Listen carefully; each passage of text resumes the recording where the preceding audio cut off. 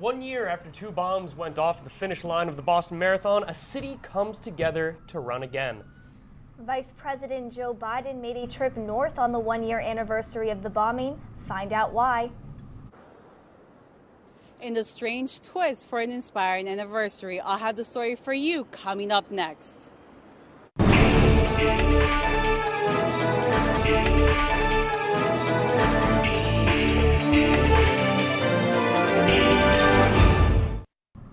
Welcome to a very special edition of WEBN News. I'm Maggie Smolka. And I'm John King. Tonight we look back at the 1-year anniversary of the Boston Marathon. And we look forward on how a resilient city bounced back again and ran again.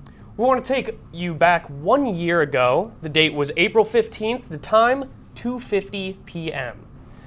Two bombs exploded at the finish line of the Boston Marathon. The aftermath devastated the city of Boston. By the end of the day, 3 spectators who were standing at the finish line were dead.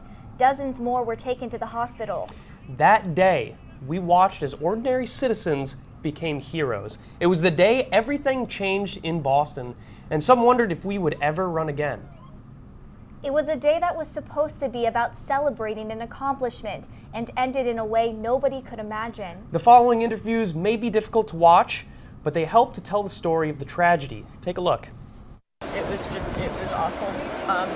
I'm an emergency room nurse, and I've never seen anything like that before. A lot of smoke, and there's just a lot of uncertainty at that point. Right when they stopped us, so Love you. we couldn't go any farther. Right there, they just immediately stopped. Okay, right now this is not the priority. The priority is get everybody out of the area. Okay, so they're all safe. Family was waiting for me at the finish line, so I was just worried about them. We just now got together, so. It's a major explosion. Get it through your head. It's a major explosion.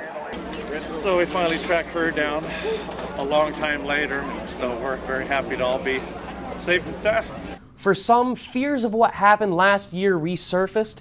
This happened just hours after a moving tribute to victims had dispersed. Stephanie De La Cruz is at the finish line on Boylston Street. Stephanie, walk us through what this was all about. Well, John, it was an intense night here for everyone, and police were not taking any chances when they saw a man running down the streets right here with a backpack. And when they told people to step back because they were going to blow up the backpack, nobody stepped back. People just wanted to see what was going to happen. Fire the hole.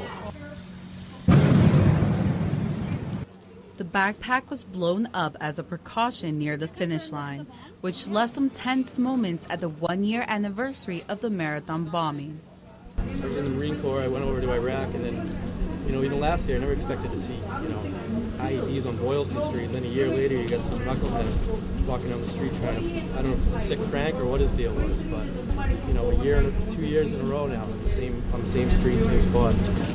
And he said, "Oh my God," he said, "you won't believe what I just saw." He said, "This guy was wearing a black long gown, like a graduation gown, and some kind of a black veil over his face, and he had the eyes cut out with white Halloween tape, and he had 666 on his hands." The man she is describing is Kevin Edson.